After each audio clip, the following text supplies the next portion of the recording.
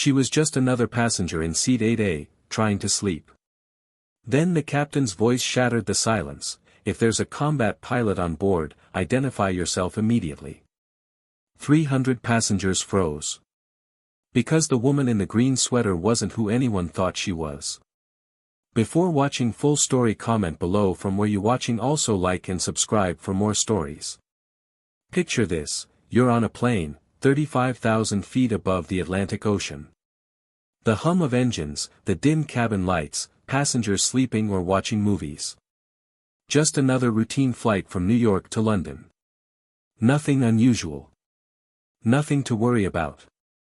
Then suddenly, a voice crackles through the speakers. Ladies and gentlemen, this is your captain speaking. If there is a combat pilot on board, please identify yourself immediately. The cabin falls silent.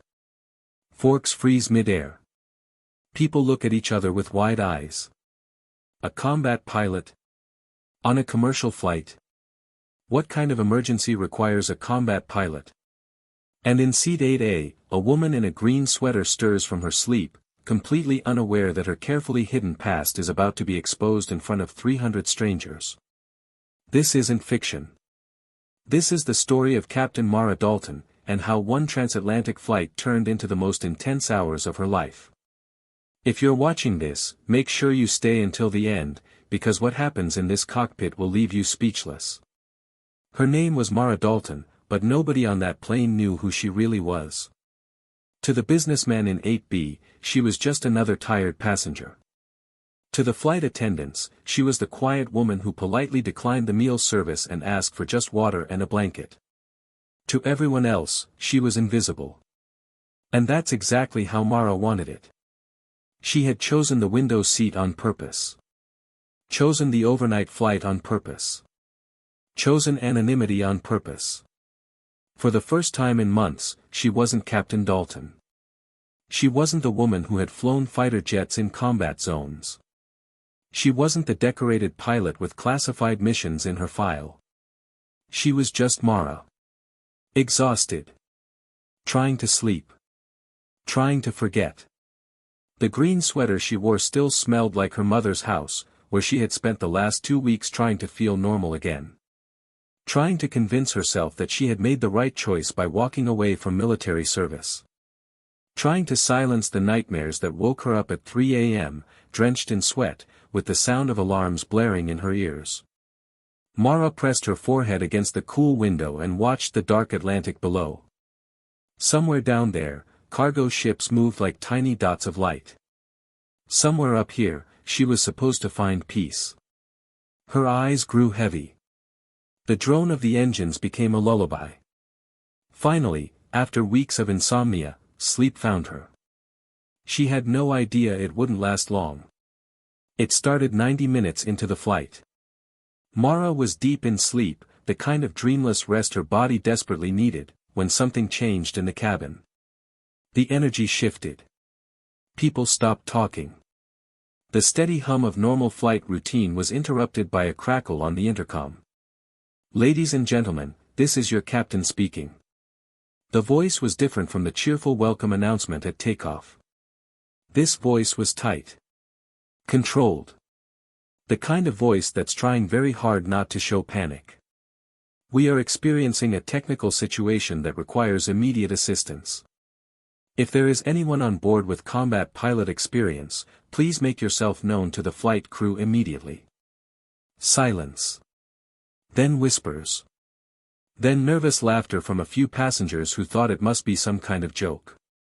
But the flight attendants' faces told a different story. They moved quickly through the aisles, their trained smiles replaced with barely concealed worry. A woman in 12C grabbed her husband's arm. Combat pilot? Why would they need a combat pilot on a commercial plane? The businessman in 8B stopped typing on his laptop. A teenager pulled out her earbuds. Parents held their children a little tighter.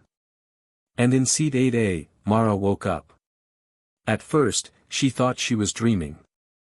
The announcement echoed in her half-conscious mind like a memory from her old life. But then she opened her eyes and saw the flight attendant standing in the aisle, her eyes scanning the passengers with growing desperation. Mara's heart sank. She knew that look. She had seen it before on the faces of soldiers who needed help and didn't know where to find it. The flight attendant moved closer, leaning down to the elderly man in 8C. "Sir, do you know if anyone in this section has military experience?" The man shook his head, confused. Mara closed her eyes again. This wasn't her problem. She had left that life behind. She had promised herself that she was done being the person everyone turned to in a crisis. She was done with the responsibility. Done with the weight of other people's lives on her shoulders. She could stay quiet. Keep her head down.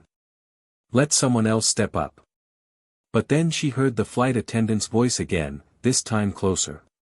"Ma'am." Mara opened her eyes. The flight attendant was looking directly at her, and something in the woman's expression made Mara's training kick in. Years of reading body language, of assessing threats, of making split-second decisions. This wasn't a drill. This was real. "Ma'am, the captain is asking if there's anyone on board with combat pilot experience. Do you know of anyone?" Mara looked past the flight attendant and saw the faces of other passengers. A mother holding a baby. An elderly couple clutching hands. A young man who looked like he was on his way to his first job interview in London. All of them afraid. And in that moment, Mara realized something. She could walk away from the military. She could change her clothes, hide her past, and try to be normal. But she couldn't walk away from who she fundamentally was. She took a breath. "I'm a pilot," she said quietly. The flight attendant leaned closer. "I'm sorry."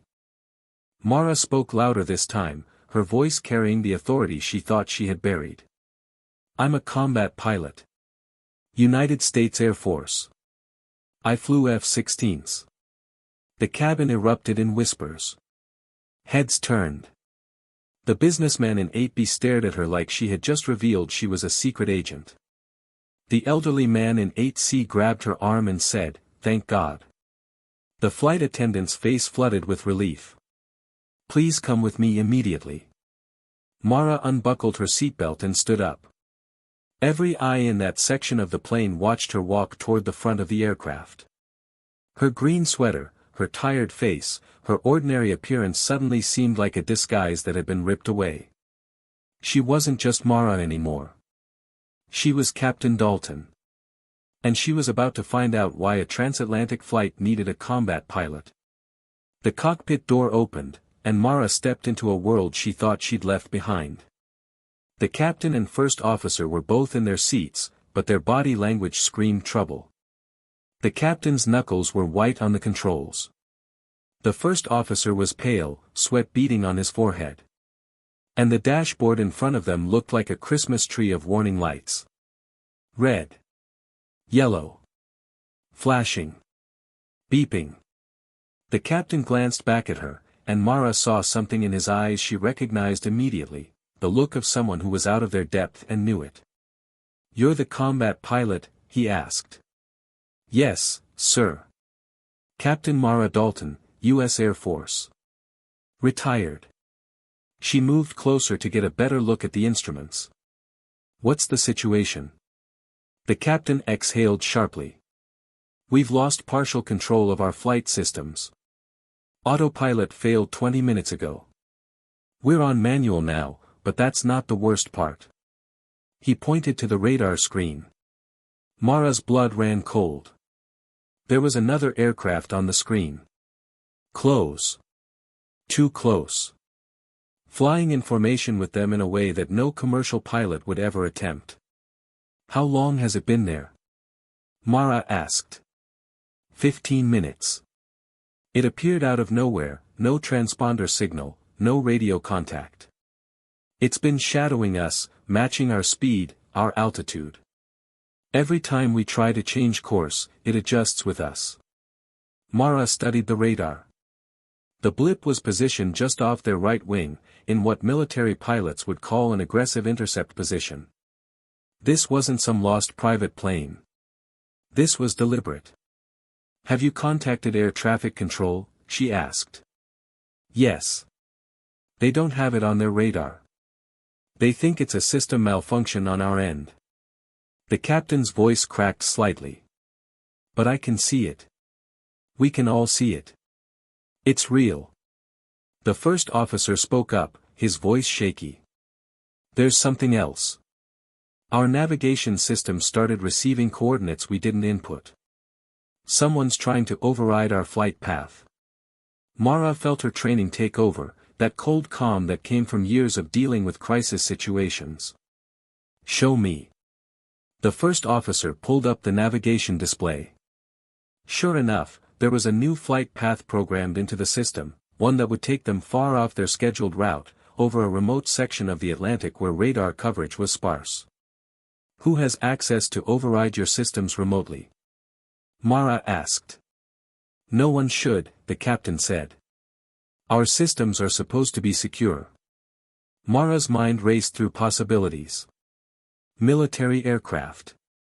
Government agencies. Or something worse. "I need to see outside," she said. "Can you adjust the exterior cameras?" The captain nodded and switched on the camera feed. The screen flickered to life, showing the dark sky and the vast emptiness of the Atlantic below. And there, off the right wing, was the other aircraft. It was unlike anything Mara had seen in commercial aviation. Sleek, dark, with no visible markings or identification. The kind of plane that was designed not to be seen, not to be tracked. "That's not a commercial aircraft," Mara said quietly. "And it's definitely not friendly." The radio crackled to life with a burst of static, and then a voice came through. Cold. Distorted. Speaking in English but with an accent Mara couldn't quite place. "Flight 417, you are off course. Adjust to the coordinates transmitted to your system." The captain looked at Mara in horror. "They're communicating directly with us."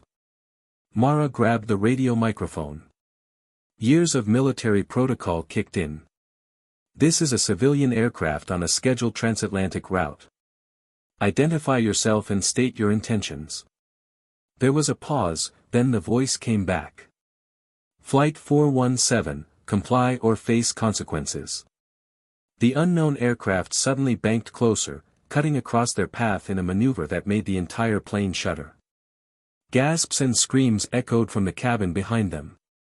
"They're trying to force us off course," Mara said, her voice steady despite the adrenaline surging through her veins. "They want us to follow their flight path to that remote location."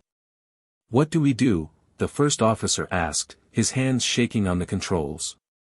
Mara looked at the instruments, calculating distances, speeds, options. In her mind, she was back in the cockpit of an F-16, facing down hostile aircraft over foreign territory.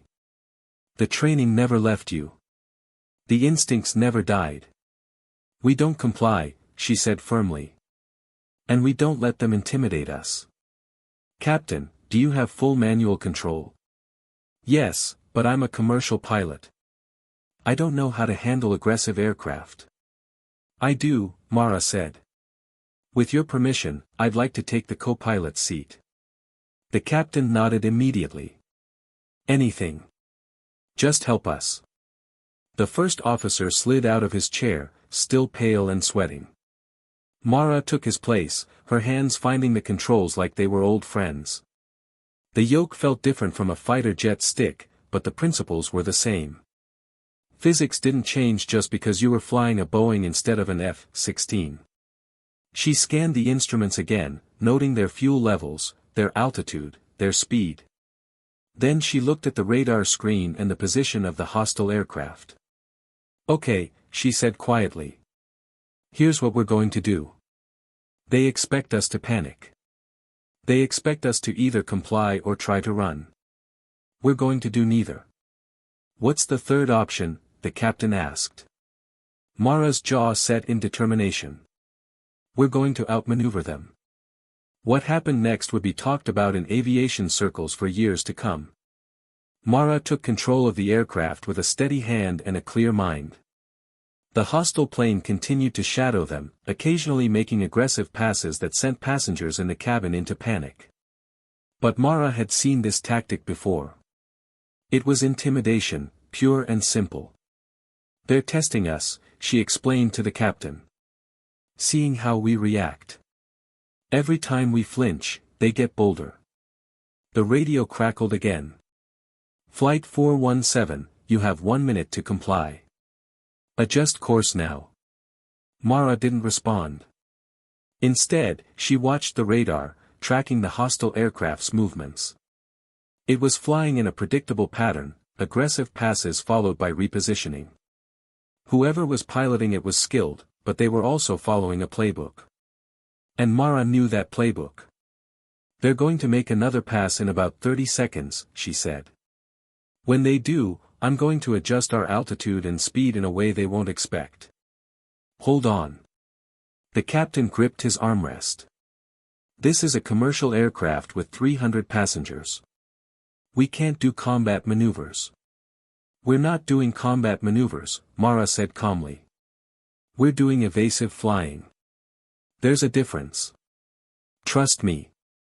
On the radar, the hostile aircraft began its approach. Mara watched it get closer, closer, waiting for the exact right moment. "Now," she said, and pushed the controls forward. The plane descended rapidly, a controlled drop that sent loose items flying in the cabin and made passengers scream.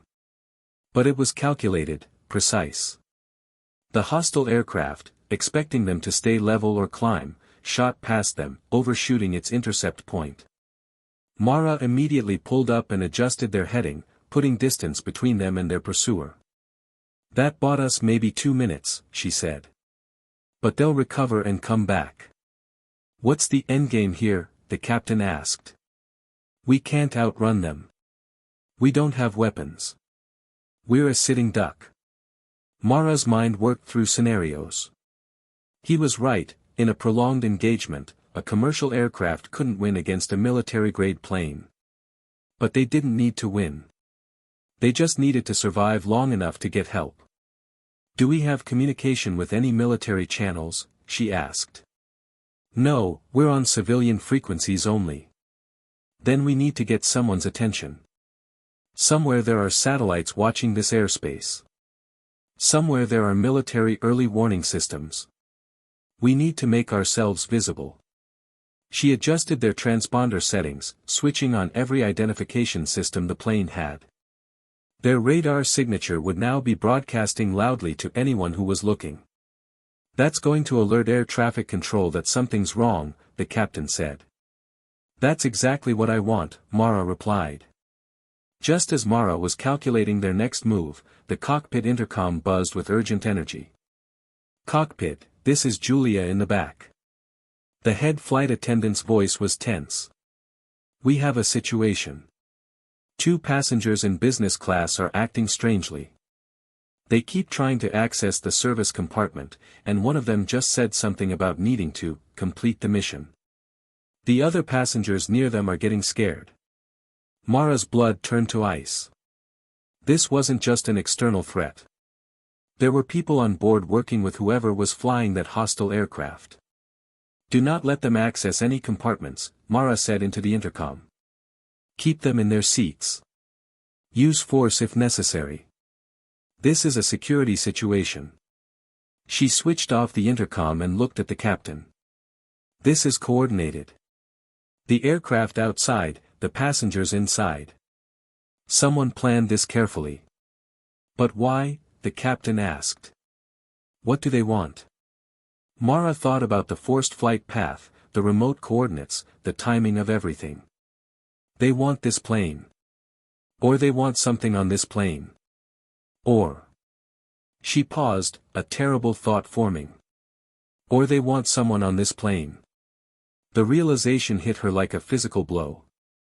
What if this wasn't random? What if she was the target? Mara had enemies. During her time in the Air Force, she had flown missions that disrupted operations, took out targets, made powerful people very angry. She had walked away from service because her last mission had gone wrong, ended badly, cost lives. She had thought that by retiring, by disappearing into civilian life, she could escape that world. But maybe that world hadn't let her go. "Captain," she said slowly, "I need to ask you something. Was there anything unusual about the passenger manifest for this flight? Any last-minute bookings? Any flags in security screening?" The captain shook his head. "Not that I was informed of." "Why?" Before Mara could answer, the hostile aircraft made another aggressive pass, this time so close that the turbulence rocked the entire plane. Warning alarms blared. The captain struggled to keep control. Mara grabbed the yoke and helped him stabilize. "They're getting desperate. Which means we're running out of time." In the cabin, things were escalating. The two suspicious passengers had become openly hostile. Other passengers had moved away from them, pressing themselves into the aisles. The flight attendants had formed a human barrier, but everyone could sense the violence about to break loose. One of the men stood up, his jacket falling open just enough for people to see what looked like a weapon tucked into his waistband. "Everyone stay calm," he said in a flat voice. "We don't want to hurt anyone. But this plane is changing course." A woman screamed. A child started crying. But then something unexpected happened. From seat 24D, a large man in a business suit stood up. "I don't think so," he said quietly. The suspicious passenger turned, his hand moving toward his jacket. But the businessman was faster. In one smooth motion, he covered the distance between them and tackled the man to the ground. The weapon skittered across the floor. Chaos erupted. The second suspicious passenger tried to run toward the cockpit, but passengers blocked his way.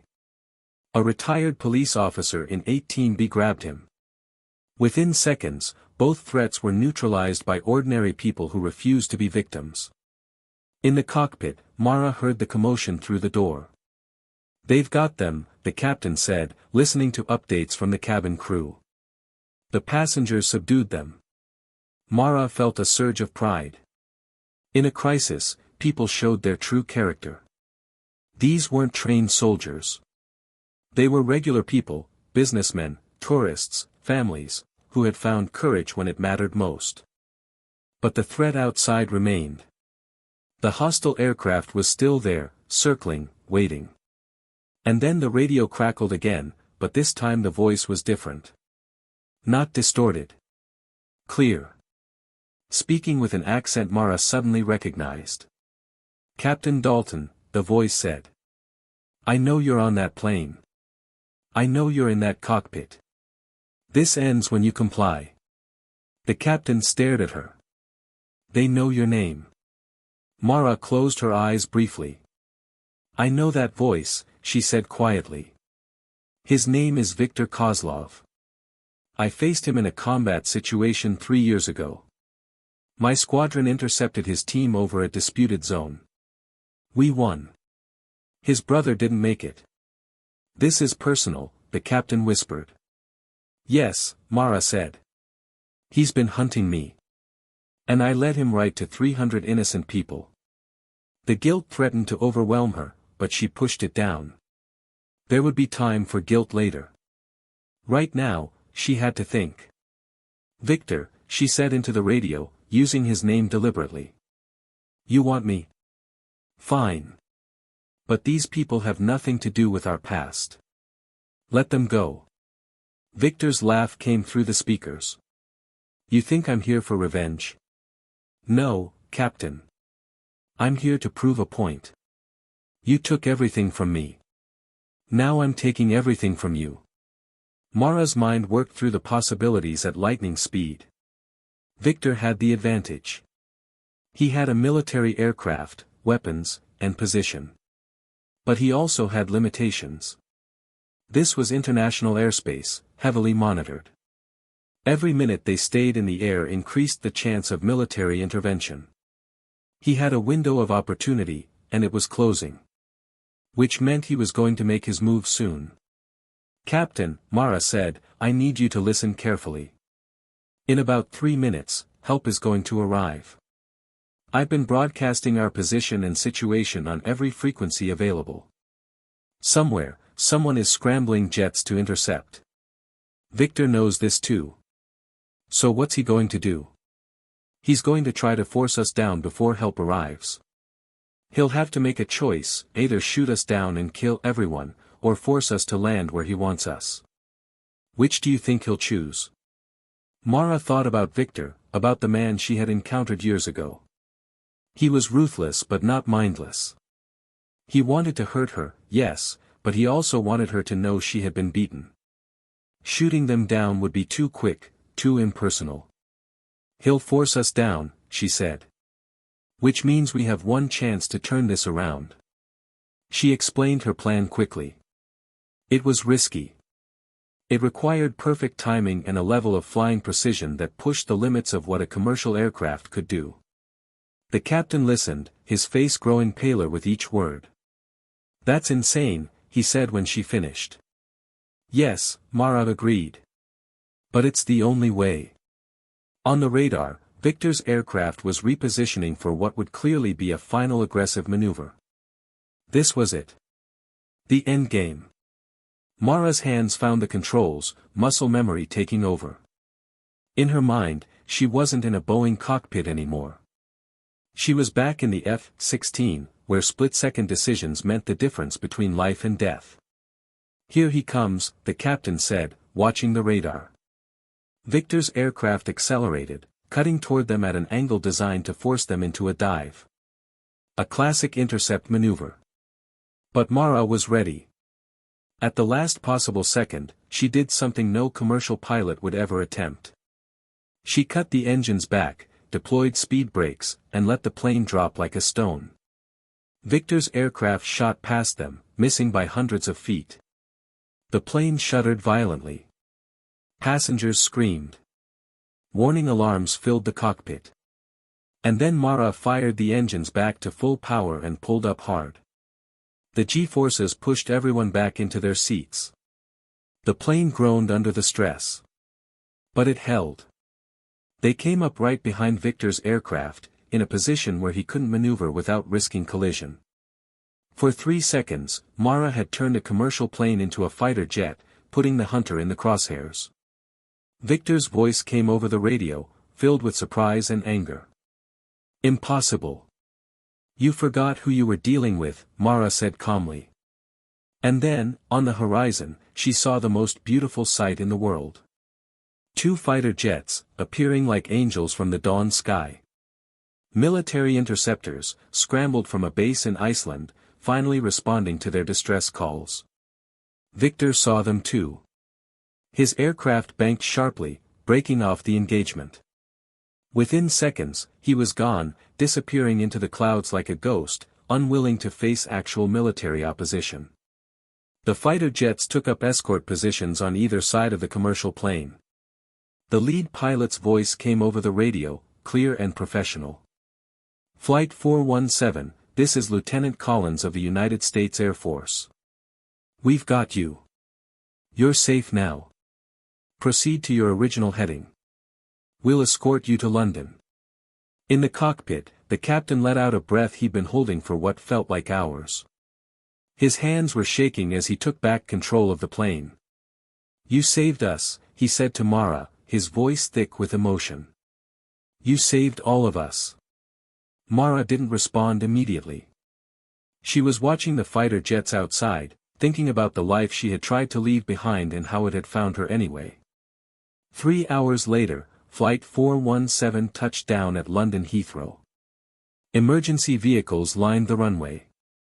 Security personnel swarmed the plane as soon as it came to a stop. The 2 hostile passengers were taken into custody immediately. Statements were taken from crew and witnesses. And in the middle of it all was Mara, still wearing her green sweater, still looking like an ordinary passenger who had just happened to save everyone's lives. The passengers wanted to thank her. They lined up, shaking her hand, hugging her, some crying with relief. The mother with the baby held her child up to Mara and said, "You gave her a future."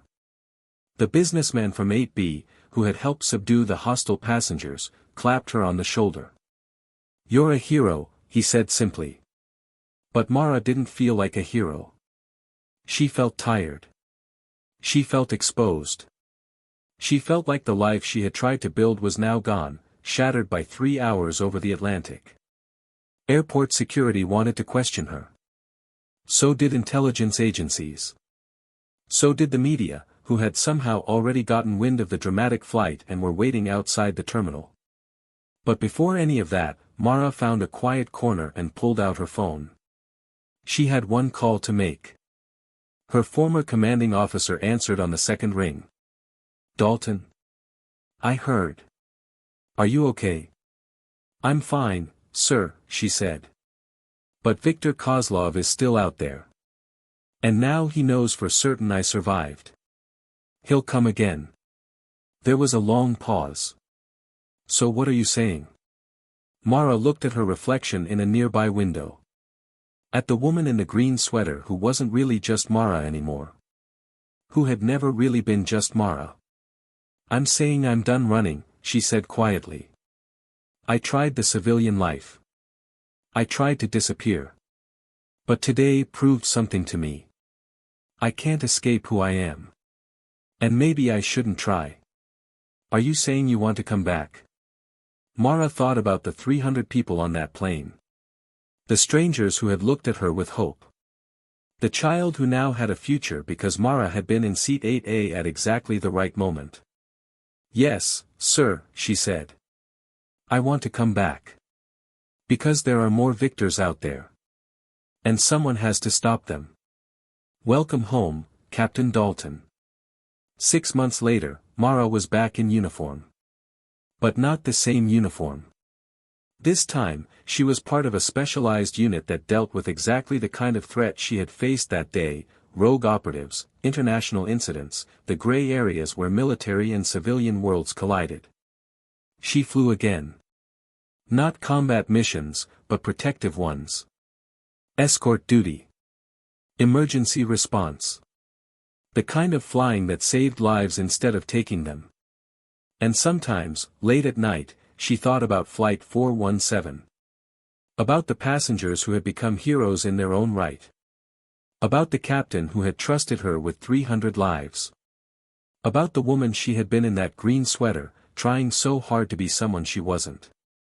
Seat 8A had taught her something important. You can try to hide from your past.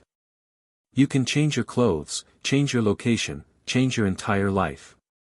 But when crisis comes, when people need you, who you really are will always rise to the surface. And for Captain Mara Dalton, that was someone who flew toward danger, not away from it. Someone who, when the call came at 35,000 feet, didn't hesitate to answer.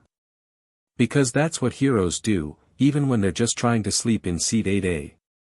Based on the incredible true story of courage at altitude, this account reminds us that ordinary moments can become extraordinary, and that the person sitting next to you might be exactly who you need them to be when everything goes wrong.